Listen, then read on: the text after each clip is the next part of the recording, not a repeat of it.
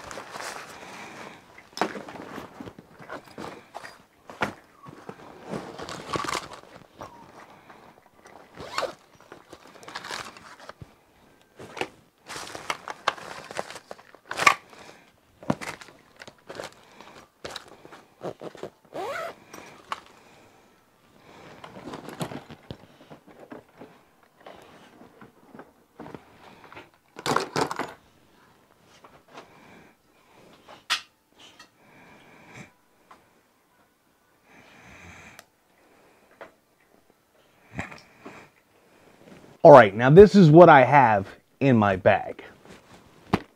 We're going to go over that in a little bit. All right, now that we've unloaded the bag, for the most part, let's talk about the bag itself. The bag itself is a weather resistant, I'm not going to say weatherproof because it's not, bag. It's a beefy bag. I like the bag. I don't really care about the color, but the inside dimensions were big for me, and that's what I wanted.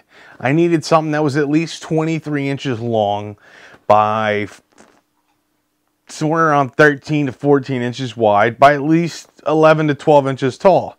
I put my stuff out on the table and I measured it and how I would think it would go in a duffel bag. I found this one and I looked for measurements, and that's essentially what I came to.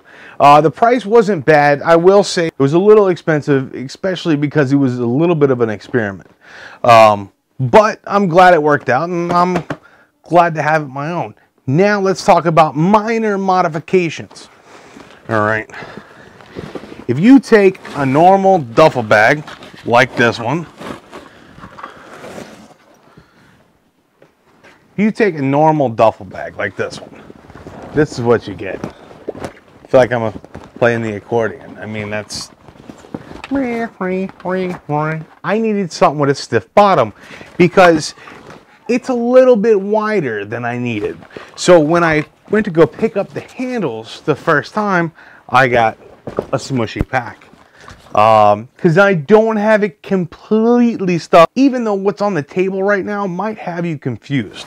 But I had a quick fix. Since I am redoing my deck on my boat, I had some spare supplies. And what I came up with is this. It's carpet from the deck, but on a really thin piece of board. This is the board. I don't even know what this is. It's plywood, but it's like really, really thin. I think it's like less than 1/4 of an inch. But I bought it because it's, I don't want to say flexible because it's not, but I can put a slight bend in it if I need to. So I bought this for the inside doors. So like, I bought this for the inside of these stow boxes. So that way I have some platform. I can keep stuff from sliding shelf to shelf. It's from box to box. It's good. It can compartmentalize everything, and it's cheap, and it's really thin, and it doesn't add much weight. That being said, I cut out the dimensions of the inside of the box, or the inside of the bag. Then I rounded the corner so not to mess anything up if it gets too tight. It's not going to poke through the bag. And then I carpeted it because, well, I had extra carpet, and I think it just looks really nice in there. You don't have to. I think it looks nice. But it slides in there nice, especially that I beveled the corners. And it adds that rigid, like, that I like. So that worked out really good for me, and I was really happy.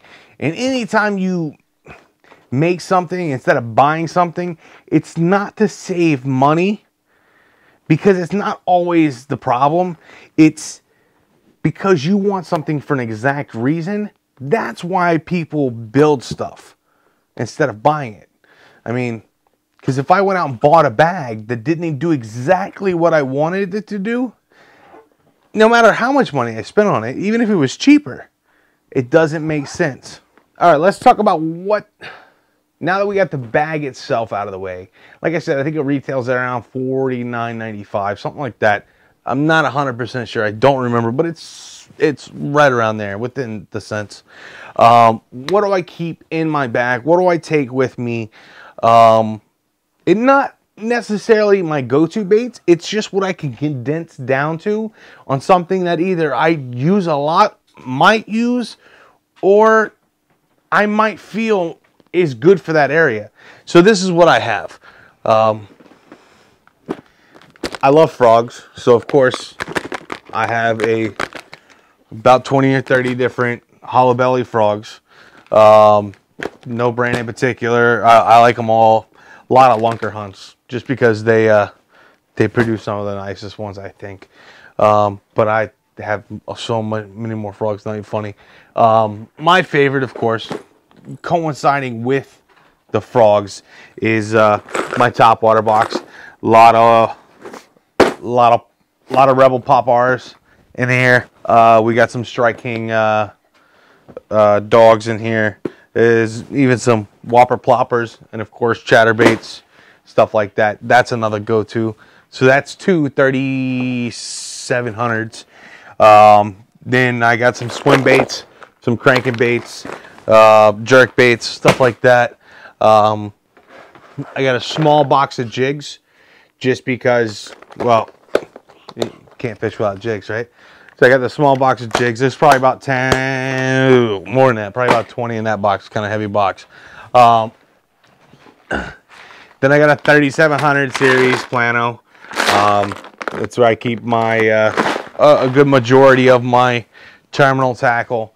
And then these are actually, what I'm going to show you next is, these are probably one of my favorite, unfavorite, great idea, but bad. And let me explain why that is.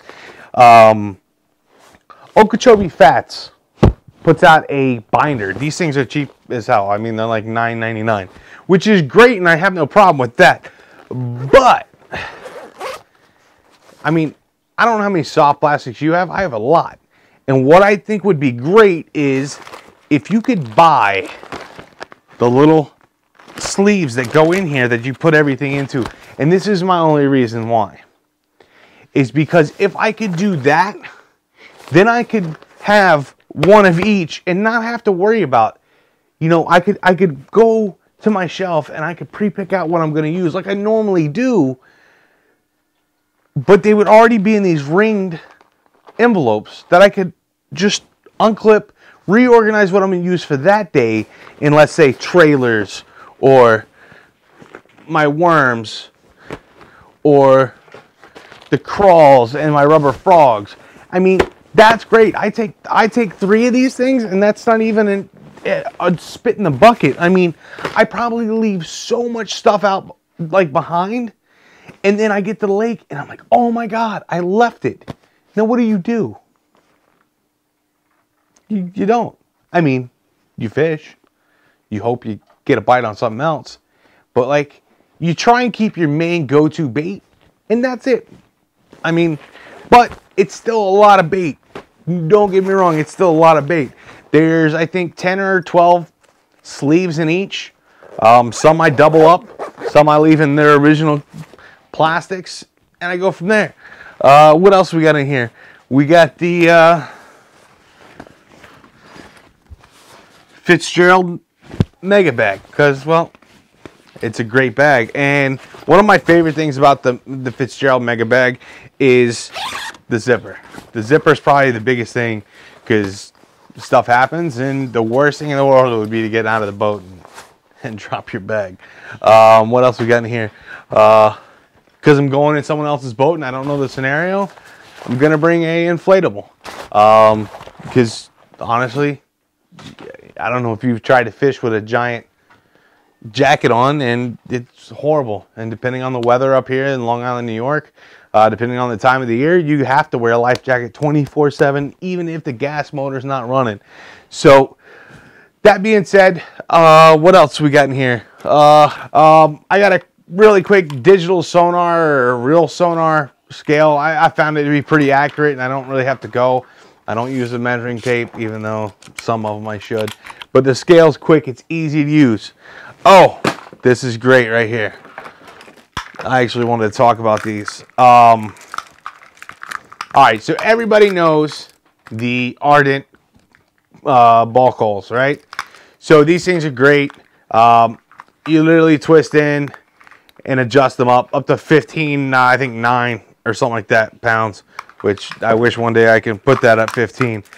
But everybody knows that Bassmasters for this season, and probably everybody else soon to follow, has went to non-piercing call tags. All right, so this is Ardent's call tag.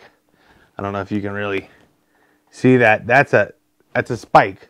Okay, these are piercing call tags. I love these things so much I went out and bought CalCoast cul-tags. All right. I don't personally like the CalCoast tags themselves, but they're non-piercing. If you can see these things, these non-piercing things are legit. And anybody with these tags can simply drop them in. That's what makes these things great. This is what I'm telling you guys. You know, they have a lot of stuff going on the website. Check it out. They make probably about 10 or 11 different things. It's all fishing, and I think it's great. But they have the best, I will say it because I am 110% sure of it, the best non-penetrating clips. Okay, I'm not big on the actual tags themselves. I'm not big on them. It's not that I don't like them. I'm just not big on them. Not when you have the Ardent Ball. I mean, these things are great. I mean, everything's there. I don't have to have a separate piece of pen and paper. I don't have to have a computer to tell me which fish I need to throw out. None of that. I just open the live well, look at my balls, pull them out, call the fish, and I'm done. But CalCoast Fishing has the best, and I like I said, 110% sure on that one, the best call tags, okay, or the call clips. These things go on, got a little ratcheting in there too. Okay, these things are great, guys. Okay, easy, quick release. You put your thumb in the hole, grab the two sides, hit it, it's open. Okay, the fish can't do that. I can. Okay, then when I get the fish on the lip, lock them in.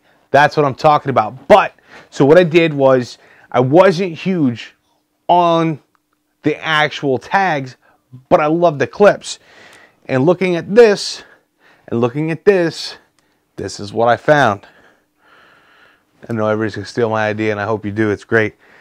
Literally go through one side, got a little hook here, drop it down. Now I have non-penetrating Bassmaster 2018 compliant call tags, and they hold on better than any non-penetrating that's around. I mean, it's so good that you would think for a minute that you actually just penetrated, but you didn't. And the fish is happy. I'm happy because I get to weigh him in at the end, and that's great. But everything being said, guys, thanks for stopping by. Thanks for watching the video. Give me a thumbs up if you liked it. Give me a thumbs down if you didn't. Make sure you guys subscribe to the channel. I got a lot of stuff coming. First 10 people to leave a comment down below. I got real fast decals coming out. I'm going to send them your way. Just comment and I'll pick. Like I always say, keep your lines tight and real fast. Now everybody's sing that shit.